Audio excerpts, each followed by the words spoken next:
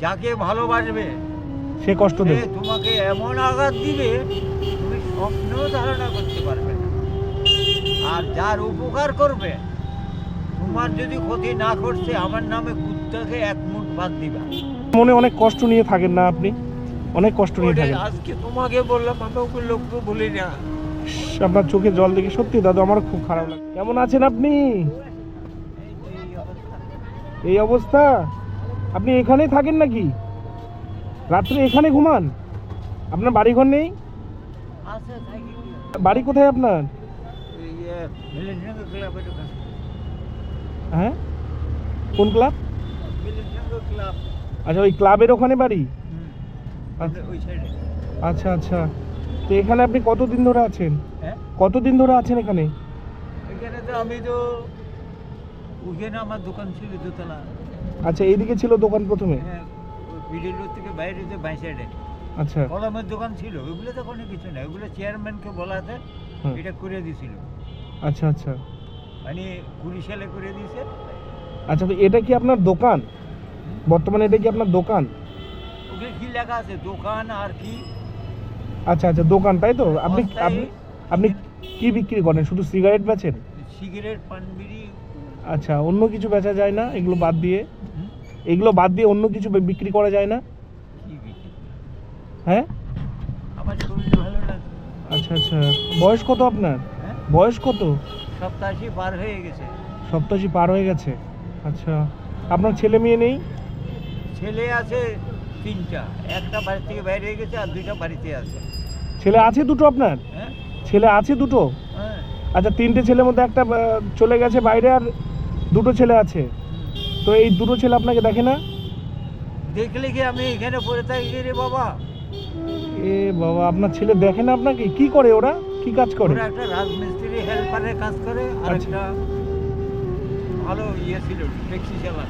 আচ্ছা ও বাংলা, বিহার, উড়িষ্যা সব জায়গায় যেত। আচ্ছা আচ্ছা ওকে নষ্ট করে দিয়েছে।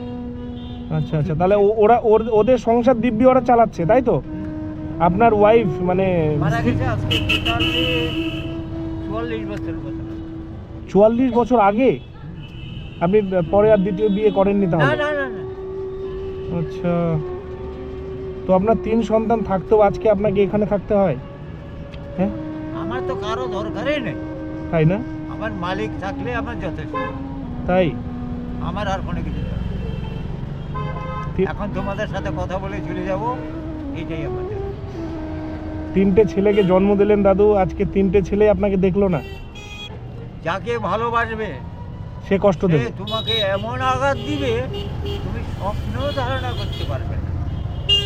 আর যার উপকার করবে, তোমার যদি ক্ষতি না করছে, আমার নামে কুত্তাকে এক মুঠ ভাত দিবা।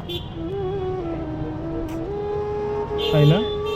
খুব বড় কথা বললেন কিন্তু সত্যি এটা। যাকে ভালোবাসবে সে আঘাত করবে, আর যাকে উপকার করবেন সে যদি ক্ষতি না করছে, সে ক্ষতি করবে। আমার নামে কুত্তাকে এক মুঠ ভাত দিবা। দেবে। যে আমাকে পেটে ধরলো, হ্যাঁ। তাকে বললাম যতদিন তুমি বেঁচে থাকবা আমার এখানে থাকতে হবে। হুম মেয়ের বাড়িতে, ছেলের বাড়িতে যাও, হুম। পূজা পার্বণ অনুষ্ঠান যাও, কিন্তু আমার এখানে এসো। আচ্ছা আচ্ছা যতদিন বেঁচে থাকো। আচ্ছা।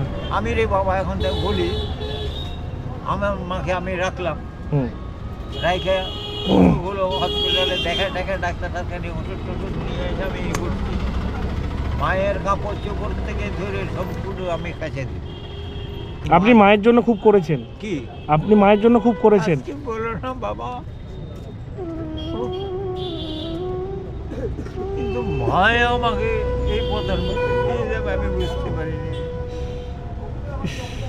তারপরে আপনি মায়ের জন্য করলেন, কিন্তু আপনার ছেলে আপনার জন্য করলো না।